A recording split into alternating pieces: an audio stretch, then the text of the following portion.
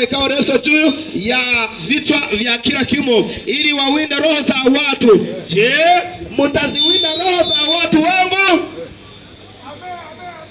Nyie wanawake mnaowinda roho za watu, nyie mtawinda roho za watu wa Mungu?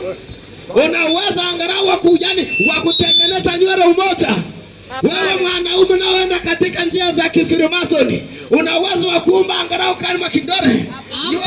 Unawinda roho za watu, unawinda roho za watoto wako, unawinda roho ya mke wako, unawinda roho ya ndugu yako, unawinda roho ya baba yako, unawinda roho ya mwenzako, unawinda roho ya biashara yake. Una uwezo wa kuumba hata kidole kimoja? Hapana. Sema amina. Je, mtaziwinda roho za watu wangu na kuzihifadhi hai roho zenu wenyewe? Je, wewe mwenyewe utakuja kuwa hai? Tazama utakachofanyia mwanadamu, na wewe ndicho utakuja kufanyiziwa, kwa sababu Biblia inasema utakachokipanda ndicho utakuja kuvuna.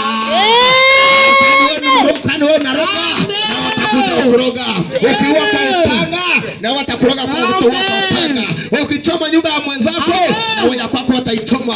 Ukiiba gari la fulani, na wewe kwako watalichukua. Ukiharibu ng'ombe za fulani, na za kwako wataziroga. Ukishusha hadi za kichawi, na wenyewe watakuletea mikuki ya kichawi. Utakachokifanya ndicho utakuja kufanyiwa na wewe. Wewe roho yako itakuja kuwa hai. Huyo ni mwanadamu aliumbwa kwa sura ya Mungu, kwa mfano wa Mungu, akampa pumzi kutokuharibika. Hebu jifikirie mpendwa, ni wangapi ambao umeroga? Wewe mwanamke, wewe ni wangapi ambao umeroga? Wewe mwanaume, wewe ni wangapi ambao umeroga? Ni wangapi ambao umepiga? Ni wangapi ambao umestaki? Ni wangapi ambao umenyang'anya vitu vyao?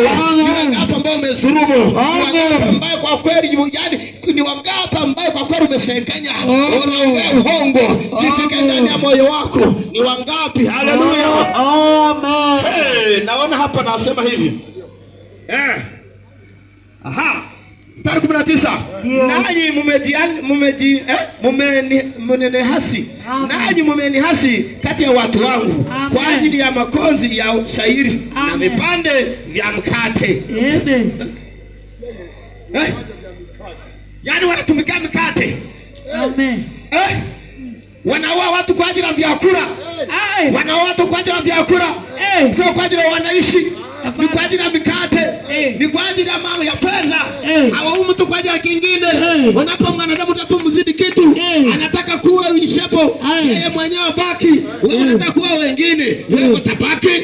Roho yako itaisalimisha, na wewe utakufa hivyo hivyo.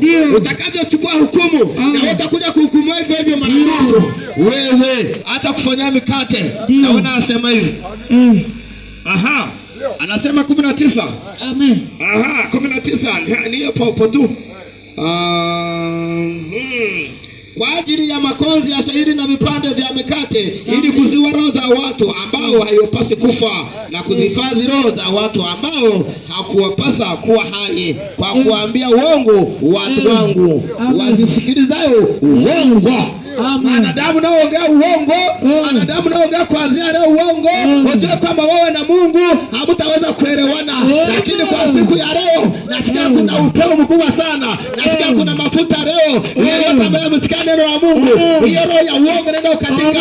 Hiyo roho ya uongo iache kabisa. Hiyo uongo huwezi kuitumia, bali ni kuiacha. Kuna mambo ambazo utaweza kutumia, bali yote ni kuacha. Kuna nira ya kuacha. Haiwezi kuitumia hata kiwa na mzinzi, huwezi kuitumia.